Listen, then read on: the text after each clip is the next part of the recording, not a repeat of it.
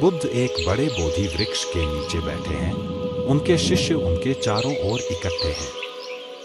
पक्षियों की चहचहाहट और पत्तों की सरसराहट से शांत वातावरण में विराम लग जाता है।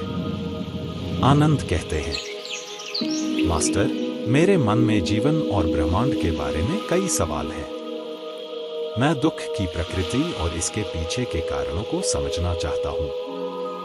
सारिपुत्र विद्यार्थी कहते हैं, हाँ भगवान बुद्ध, हम सभी अस्तित्व के रहस्यों का उत्तर ढूंढते हैं। दुनिया में इतनी पीड़ा क्यों है? बुद्ध अपने शिष्यों को करुणा और समझदारी से देखते हैं। उनके चेहरे पर एक सौम्य मुस्कान होती है। बुद्ध कहते हैं, आनंद, सारिपुत्र, आपके प्रश्न वैध हैं।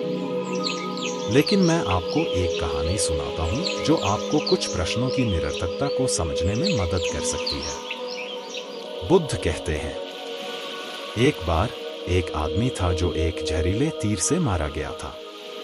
उसके दोस्त और परिवार वाले उसकी मदद करने के लिए दौड़े और उसे एक चिकित्सक के पास ले गए। लेकिन दर्द से कराह रहे उस आदमी ने कहा, रुको, इससे पहले कि तुम मेरा इलाज करो, मुझे यह जानने की जरूरत है कि तीर किसने चलाया। मुझे यह जानने की जरूरत है कि धनुष किस प्रकार की लकड़ी से बना है। मुझे यह जानने की जरूरत है कि तीर की नोक पर किस तरह का जहर है इरादे।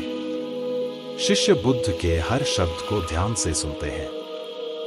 बुद्ध कहते हैं, आदमी ये सवाल पूछता रहा और तब तक इलाज कराने से इनकार करता रहा जब तक उसके पास सारे जवाब नहीं आ गए। लेकिन आपको क्या लगता है क्या हुआ, आनंद? आनंद कहते हैं, अपने प्रश्नों का उत्तर पाने से पहले ही वह मर गया होता, मास्टर। आनंद सोच समझकर बोले। बुद्ध कहते हैं, बिल्कुल, वह आदमी मर गया क्योंकि उसने तत्काल समस्या, जहर बुझे तीर पर ध्यान केंद्रित नहीं किया। इसके बजाय वह उन सवालों में उलझा हुआ था जो उसकी पीड़ा के सामने कोई मायने नहीं रखते थे। बुद्ध कहते हैं, मेरे प्रिय शिष्यों, हम उस आदमी की तरह हैं। हम पीड़ा, अज्ञानता और लालसा के तीरों से घायल हो गए हैं। तत्काल राहत पाने के बजाय हम अज्ञात के बारे में सोचने में अपना समय बर्बाद करते हैं।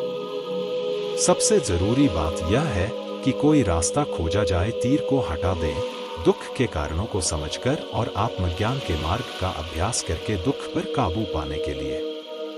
सारिपुत्र छात्र कहते हैं, तो मास्टर, क्या आप कह रहे हैं कि दुख की प्रकृति को समझना और उससे बाहर निकलने का रास्ता खोजना हमारे सभी सवालों के जवाब जानने से ज्यादा महत्वपूर्ण है? सारिपुत्र बोलते समय सिर हिलाता है।